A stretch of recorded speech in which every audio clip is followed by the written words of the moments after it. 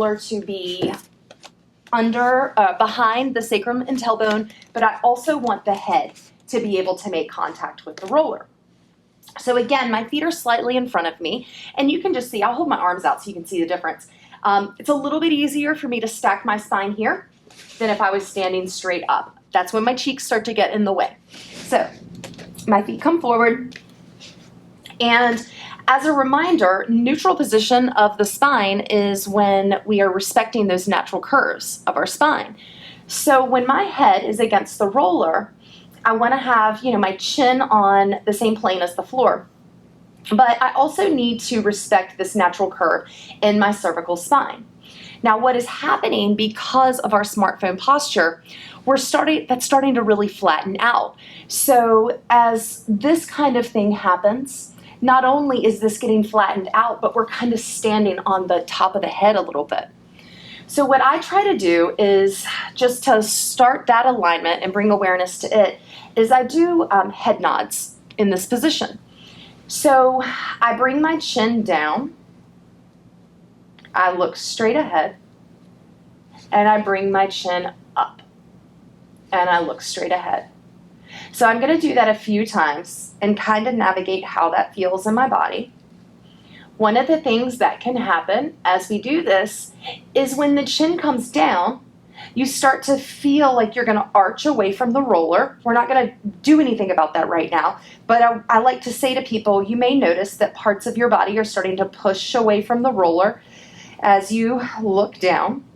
But then as you look up, sometimes there begins to feel a little bit more of a pressure of the body into the roller, okay? So once I take them back and forth, I have them look straight ahead, trying to bring the chin onto the same plane as the ground. And then I start to bring awareness to the upper back and shoulders. So typically there is either a little bit of a slump here, or with our students who are really good about holding their posture more correctly, sometimes there's even an overcompensation. So as they're sitting here and they start to really pull the shoulders back, we start to see this flare here. So to bring awareness to that, I take the head nod into what I call a standing curl. So as my chin comes down, I begin to move my body down. And I like to go just to where that kind of bra line, mid-back area is still on the roller. And then I just articulate that right back up and return the chin to try to respect the natural curve of the cervical spine. So I do that again. First, it's a head nod. You try to keep your head pressing back into the roller as you draw the chin down. Then you let it go. And then you stack it up. All right, so once I do that a few times, I'm actually going to work on pelvic tilts here. So I'll hold my arms up so you can see.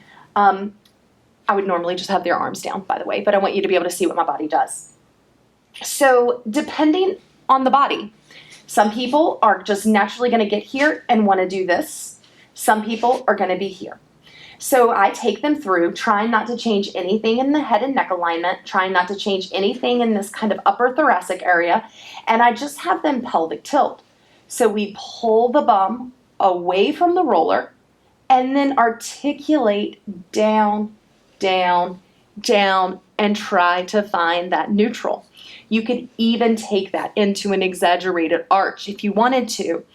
What I love about this that is different than when you're laying on the mat, again, the bottom's not in the way, and you can feel more bony landmarks, no matter your size, moving against a surface, okay? So I'll hold my arms out again. I want you to see, and this can be a struggle. I'm trying not to adjust my head, neck, shoulders, and upper back, mid-back area. I'm just trying to bring my lumbar spine into the roller. And you can see that I've basically pulled my whole sacrum off of the roller. And then I articulate down through that and return to a neutral position. So in neutral position, I'm not looking at my students' bodies to see if there's space between their back and their mat. That really doesn't matter because depending on the size of the body, you're going to see space or you're not. So what I'm looking for though is I look at the body. I want to see that the pelvic bones and the pubic bone are on the same plane. So if I'm seeing that pubic bone push forward, then I know we haven't dropped quite all the way down into that neutral.